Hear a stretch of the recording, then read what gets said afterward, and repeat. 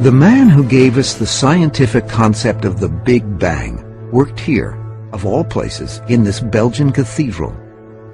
Father Georges Lemaitre, born in 1894, may be the most important physicist you've likely never heard of. Lemaitre was responsible for the idea that the universe not only is expanding, but that the universe has expanded from a dense state. He called it the primeval atom. Now we call it the Big Bang, but it was his idea. The seed for the idea came from Albert Einstein and his theory of general relativity in the early 20th century. But Einstein himself did not like it. Einstein felt more comfortable in a static, unchanging universe. But Lemaitre took Einstein's chaotic, finite universe to its fiery origin. If Einstein had had the courage of his convictions, in some sense, he would have recognized that this static universe he believed in was not compatible with the theory that he'd come up with. In general relativity, Einstein proposed that mass warps space and time to create gravity. But if gravity is always pulling in, then what keeps everything from ultimately drawing together into one massive object? Einstein believed there must be another equal counterforce pushing out in opposition to gravity, keeping the eternal universe in perfect balance. So what Einstein did was he tweaked his own equations with what is called the cosmological constant. But Einstein was wrong. There was no yin to gravity's yang. Lemaitre correctly believed that there was no cosmological constant. Instead, he found evidence of an expanding universe in Einstein's theories as he studied them in the mid-1920s. Georges Lemaitre took the original equations and saw that they contained solutions which represented an expanding universe. And of course, not too long after that, Edwin Hubble comes along and by his observation shows that the universe actually is expanding. But what was behind this expansion that overcame the push of gravity? Lemaitre proposed something absolutely radical. If the universe is expanding, then in the past it was smaller. Ultimately, in the distant past, it was infinitely small, a primeval atom or cosmic egg. Perhaps there was this cosmic explosion that set the universe into motion. So he would go to various conferences and tap people on the shoulder, and people would smile at him and, basically humor the man. But few people took Father Lemaitre's cosmic egg very seriously. Nobody really paid attention to Lemaitre for a very long time because he conceded saying, this is just sort of somewhat wild stuff. I think there was some resistance to having somebody in the scientific camp and in the religious camp, but did that make it difficult for some scientists to perhaps embrace him as much as they would someone who was not in that position? Probably. As Hubble's observations were refined throughout the mid-20th century, it became clear that our expanding universe fit nicely into Lemaitre's theory of a cosmic egg, one that expanded with so much force that it overcomes the pull of gravity and keeps the universe expanding to this very day. We have been told that approximately 13.8 billion years ago, the universe was in a very high state of density, then suddenly expanded in a giant explosion referred to as the Big Bang. After everything cooled, subatomic particles formed, which led to the creation of simple atoms. Large clouds of these primordial elements eventually coalesced through gravity to form galaxies and stars. Skip ahead a little. We're told that life first appeared in the sea 4 billion years ago in the form of a single-celled organism, which later grew into multicellular organisms. After these began multiplying, a great mass extinction event 440 million years ago randomly killed off nearly every living thing on the planet. After more stuff started to grow, plants and insects, another mass extinction event. Dinosaurs, mass extinction event. Birds, fish, reptiles, mass extinction event, and another mass extinction event. We are told that never in all that time were there ever any more advanced civilizations on the planet than these animals. Then, 100,000 years ago, Homo sapiens showed up. The pyramids that were built were just tombs? We don't have the technology to build the pyramids now. Not even close. And electricity didn't exist in an industrial or residential capacity until the late 19th century. The arc lamp used in the lighthouse of Alexandria is further proof that electricity was used in ancient Egypt. We're not the most evolved we've ever been. On Isaac Newton's laws of motion, laws revered for more than 200 years. We have put our faith in astronomers, archaeologists, and theoretical geologists to reconstruct our history, even though, as Dr. Donald Scott points out in his book The Electric Sky, there are no tangible, usable products from which we can judge the validity of these theories emanating from sciences that deal with events that happened long, long ago and far, far away. We're able to create a two-headed dog with 6 legs. Professional astronomers judge success by the degree to which other astronomers believe and accept their ideas. They do not produce results which can be physically evaluated. Archaeologists dig holes and look at bones and shards and write papers and tell impressive stories about mankind's history. Theoretical geologists tell stories about how continents have shifted and when mountains formed.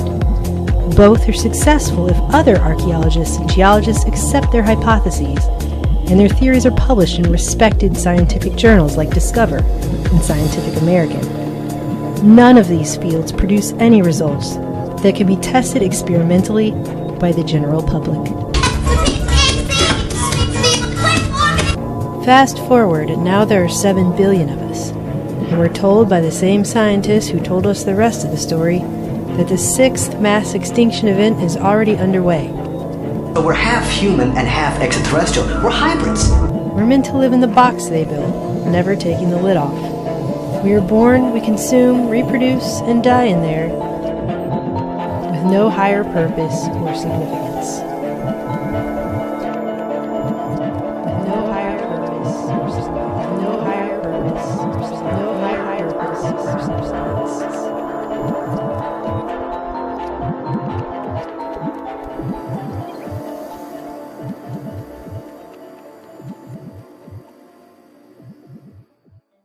And what is the harm in learning the Bible's creation story? Well, learning the story is fine. I mean, that's great. But it's not science. And tax dollars used for science education shouldn't be used to teach creationism as an alternative. Creationism is not right. The notion of creationism, or in fact, look, Senator Marco Rubio, who's presumably a reasonably intelligent man, was asked, what's the age of the Earth? And ultimately, either because he actually believed it or he was trying to appeal to some constituency, had to argue that it's a big mystery, that somehow we should teach kids both ideas that the Earth is 6,000 years old and that it's 4.55 billion years old, which is what it is. If you think about that, somehow saying that, well, anything goes, we shouldn't offend religious beliefs by requiring kids to understand reality. That's child abuse. Let there be light. And there was light. And God saw the light that it was good. And God divided the light from the darkness. And God called the light day, and the darkness he called night. And the evening and the morning were the first day. And God said, let there be a firmament in the midst of the waters, and let it divide the waters from the waters. And God made the firmament, and divided the waters which were under the firmament from the waters which were above the firmament. And it was so. And God called the firmament heaven. And the evening and the morning were the second day. And God said, let the waters under the heaven be gathered together unto one place, and let the dry land appear. And it was so. And God called the dry land earth. The gathering together of the waters called he seas. And God saw that it was good. And God said, let there be lights in the firmament of the heaven to divide the day from the night, and let them be for signs and for seasons and for days and years, and let them be for lights in the firmament of the heaven to give light upon the earth. And it was so. And God made 2 great lights, the greater light to rule the day, and the lesser light to rule the night. He made the stars also. And God set them in the firmament of the heaven to give light upon the earth, and to rule over the day and over the night, and to divide the light from the darkness. And God saw that it was good. And the evening and the morning were the fourth day. Once in a while I get people that really, that claim they don't believe in evolution. And my response generally is, well, why not? Really, why not? You guys believe 20 billion years ago there was a big bang where nothing exploded and produced everything.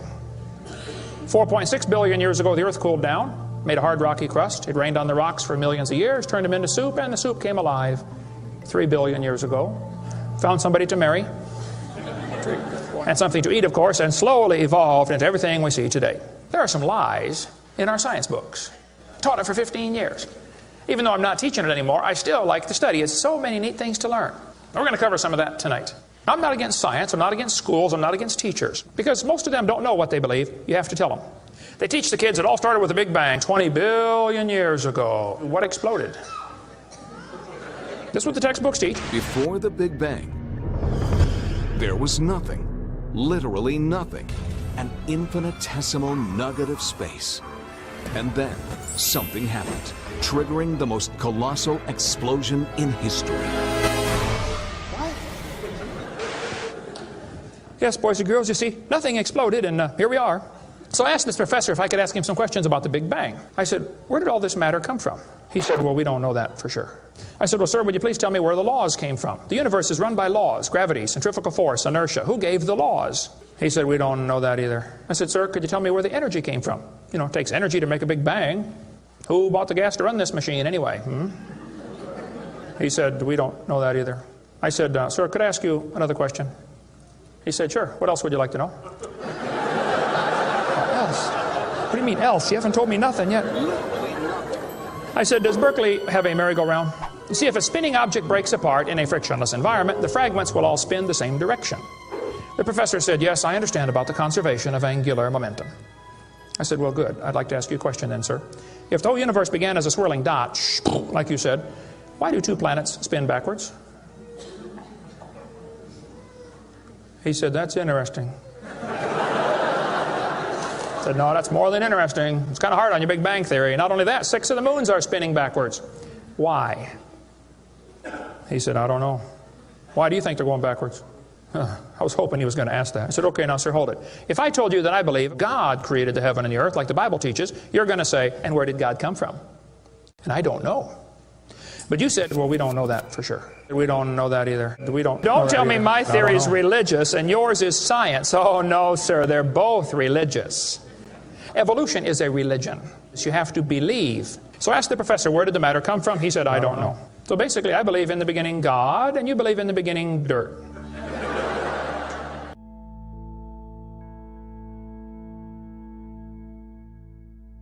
One professor was getting kind of upset about this time. He said, Mr. Hovind, there are hundreds of varieties of dogs in the world.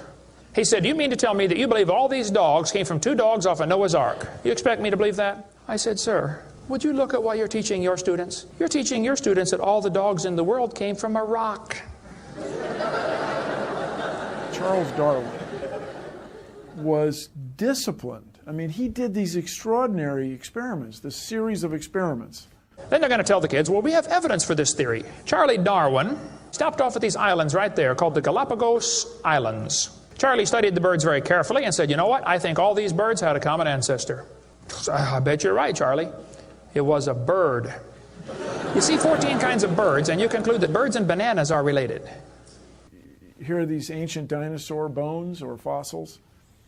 They tell the kids they have evidence of evolution from fossils. I don't think so. If you find a fossil in the dirt, all you know is it died.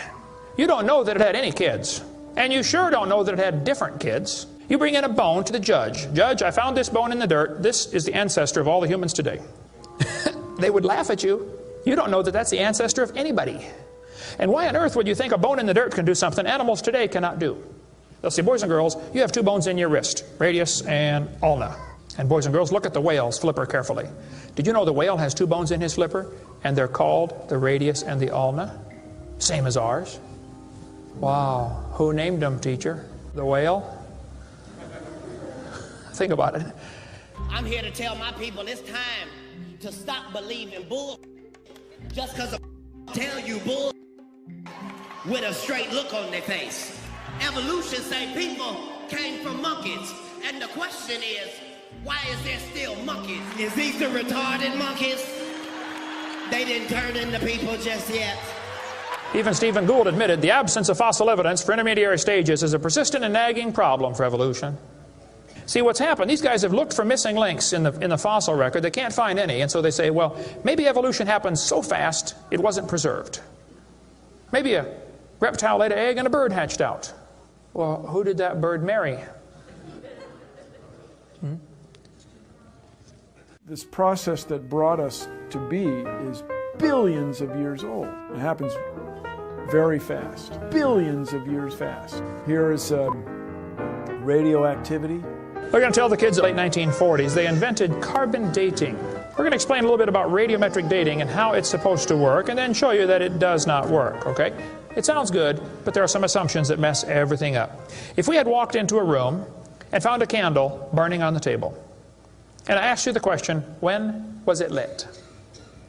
You say, I don't know, Mr. Hovind, it was burning when I got here. Okay, well then let's do some empirical science. Let's measure the height of the candle. Suppose the candle is 7 inches tall. Who can tell me when it was lit?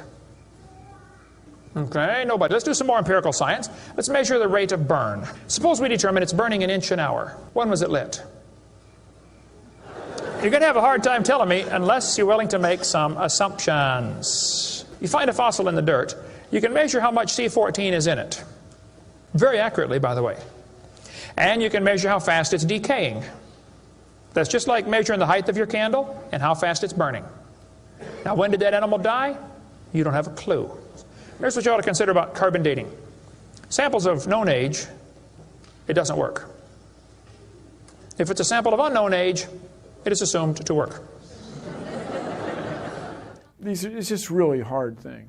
It's really a hard thing. Your world just becomes fantastically complicated when you don't believe in evolution. Freshly killed seal, carbon dated 1,300 years old. Shells from living snails, carbon dated 27,000 years old. Living penguins, carbon dated 8,000 years old. One part of Dima was 40,000 years old, another part was 26,000, and the wood next to it is 9,000. Then they tell the kids about the geologic column. They say each of the layers is a different age, you know, Cenozoic, Mesozoic, Paleozoic, Archaeozoic, all them zoic boys. Now, if you get a petrified tree standing up, running through different rock layers, I don't think it's smart to say those layers are vastly different ages. Those trees did not get slowly covered by the sediments over millions of years. They would rot and fall down. They'll say, boys and girls, you have an appendix that you don't need anymore.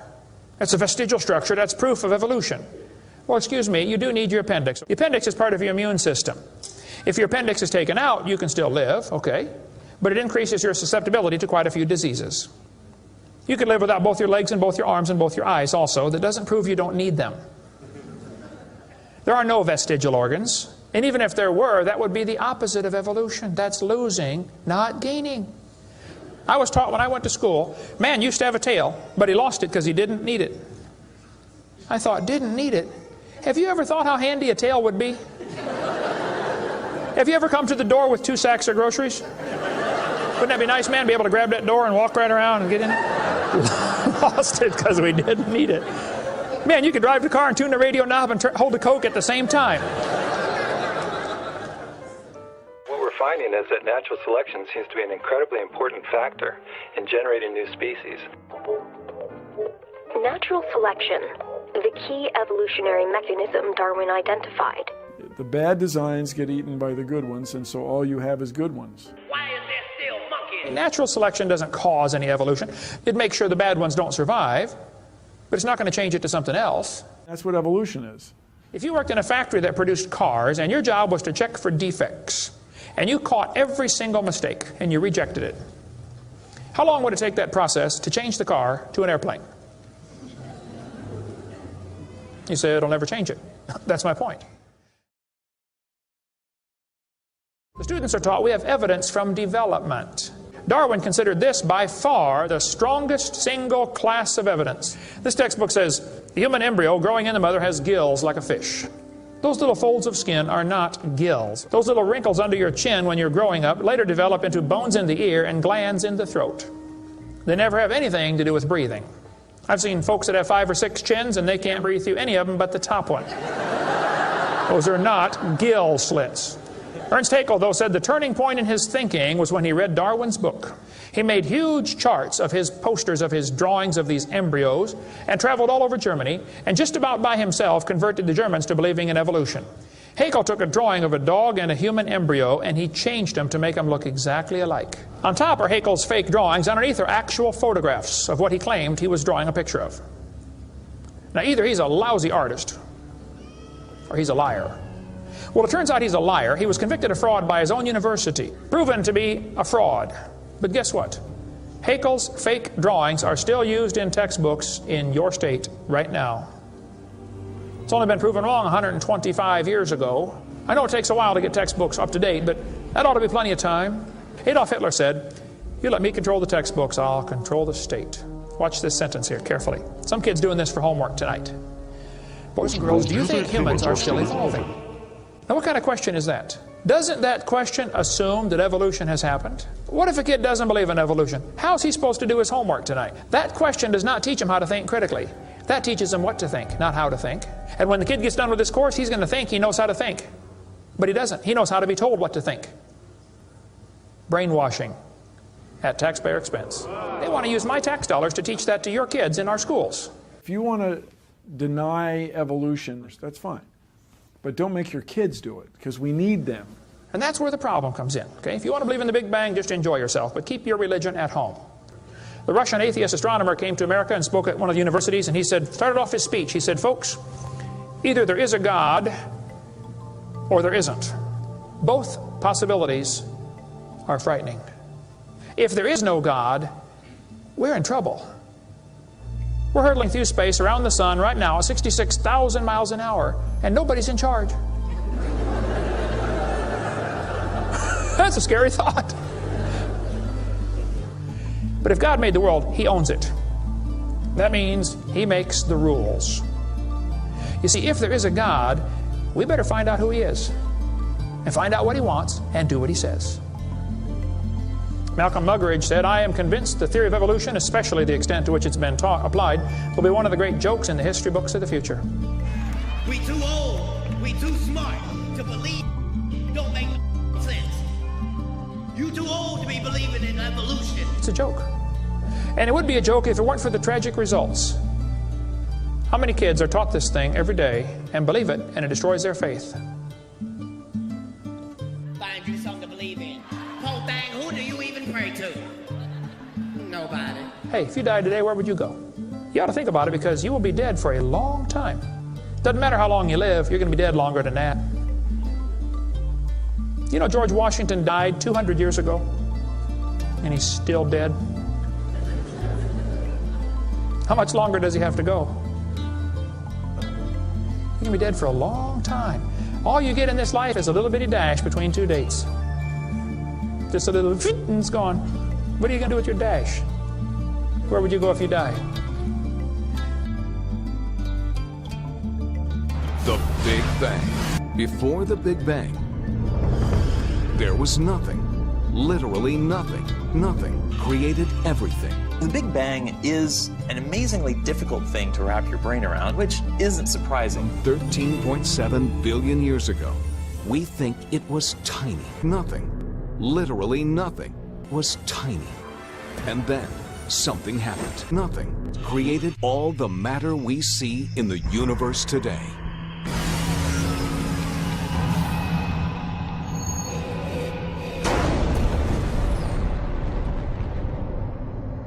Nothing is more powerful than nothing. And that's what trips most of us up. It was the explosion of nothing. Find you something to believe in. World getting crazy. And you better believe something. Davis wrote, "It is the office of paleontological sciences to set forth general truths in the departments of astronomy, geology, anatomy, physiology, etc., all as in perfect harmony with each other. In this, true theology has its foundation, and the teachings of this should constitute the only study of the theologian. As such, it is compelling that men of science would become the oracles for the next stage in the New Thought process.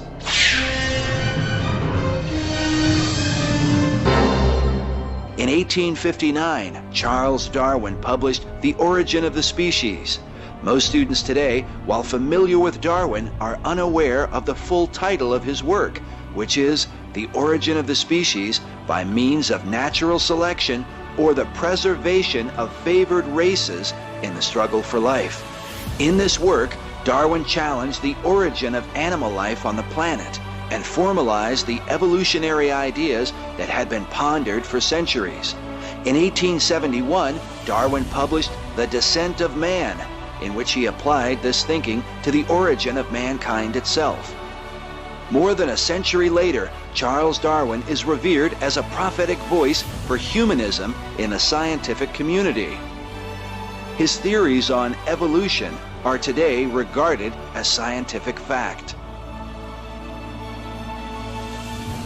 The very authorship of life itself, once acknowledged as from a divine creator who made man in his own image, has now been attributed to chance and the coincidence of nature.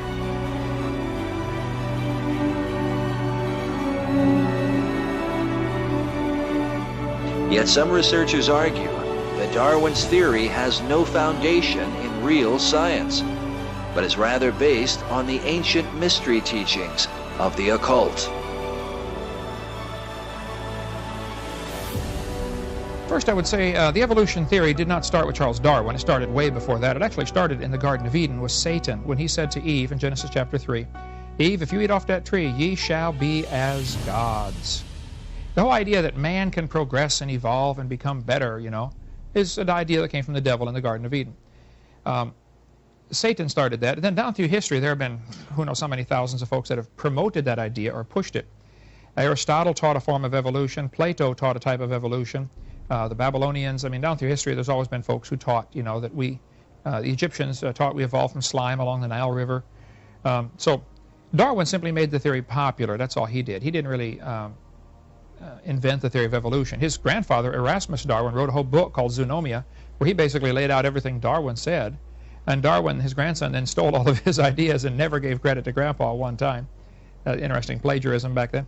But Darwin's theory, as we call it Darwin's theory, but actually it was way before him. The evolution theory would say that everything is evolving and getting better, and we don't see any of that. We don't see any mutations produce any improvement to the gene pool. Mutation is a scrambling of information that results in a genetic loss. Nobody's ever proven a good mutation. Some people say, well, bacteria become resistant to drugs. I say, well, yeah, that's because they lost information. The antibiotic can't lock onto the ribosome. So it's like somebody's coming through town and they're handcuffing everybody, hauling them off to jail, going to kill them. But you don't have any arms, so they can't handcuff you. You say, wow, that's beneficial. Well, it might be beneficial for the moment, but it's not beneficial in the long term, okay? So these bacteria that are deformed, that have lost information, now are able to be resistant to the drugs only for that particular drug, and only for a short time. When you put them back in the regular population, they're worse off. There's absolutely no evidence whatsoever to back up the evolution theory. Nobody's ever seen a dog come from a non-dog, and we certainly have never seen a dog come from a rock, which is what the evolution theory teaches if you go back, millions of years. Most evolutionists don't even know their own theory. They don't even know that they believe they came from a rock 4.6 billion years ago. So the evolution theory teaches, 20 billion years ago or sometime in the past, pick a number, nothing exploded and made everything. And then all this stuff was spreading out through space from the Big Bang theory, and then slowly groups of this matter began to get together and condense into planets and stars and moons and stuff like that. And then slowly, very slowly, over billions of years, or quickly if you're from Harvard, one of those planets, Earth, started to develop life, just by chance, of course. Took a long time. And then that first life form that slowly evolved out of the soup in the ocean learned how to reproduce itself, which is a pretty good trick, of course. and then slowly turned into different kinds of animals. So elephants and bananas and humans have a common ancestor by the evolution theory. That is pure speculation. It's religious. They believe that. I don't care what they believe, but it's not science. In the early 60s, in 63, prayer was taken out of our schools. And right then, from 1963 on, is when we saw a great rise in sexually transmitted diseases, illegal drug use, child abuse, premarital sex. I mean, just all kinds of moral indicators began to fall. The world began, America particularly, began to fall apart in the early 1960s morally. I think largely because of the introduction of this evolution theory into our textbooks, which says there's no God, there's no way to determine right from wrong. Before the 19th century, Western man looked to the Bible for an explanation of his origins. In the story of Genesis, God created man from the dust of the earth 6,000 years ago. But when man dug into the earth for answers, he found evidence that appeared to tell a different story. Evolution. But is this really what happened? Did the physical evidence give man reason to doubt the biblical account?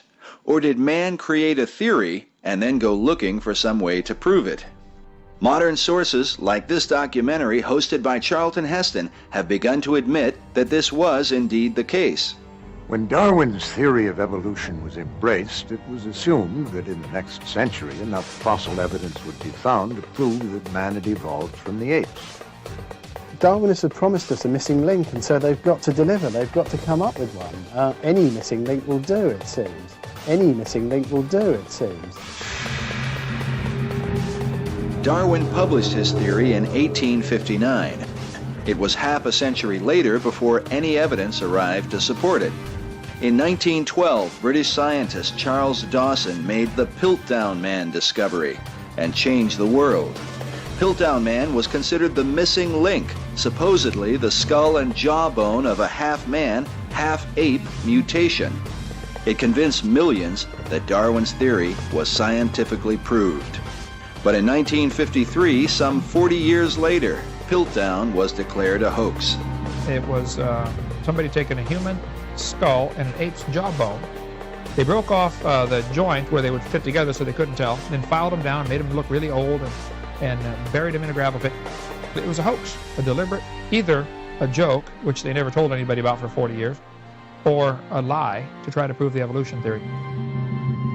In either case, it may be said that no other discovery in the 20th century has had as great an impact on furthering evolution than Piltdown. Stephen Jay Gould writes that Piltdown absorbed the professional attention of many fine scientists. It led millions of people astray for 40 years. Researcher Richard Harder reports that more than 500 articles and memoirs were written on the Piltdown finds before the hoax was exposed. Likewise, articles in encyclopedias and sections in textbooks and popular books of science, an immense amount of derivative work. For many years, the Piltdown finds were a significant percentage of the fossils which were used to reconstruct human ancestry. Next, we turn to the town of Elberton, Georgia, the granite capital of the world. Elberton is famous for its production of tombstones, exporting some 250,000 tombstones every year.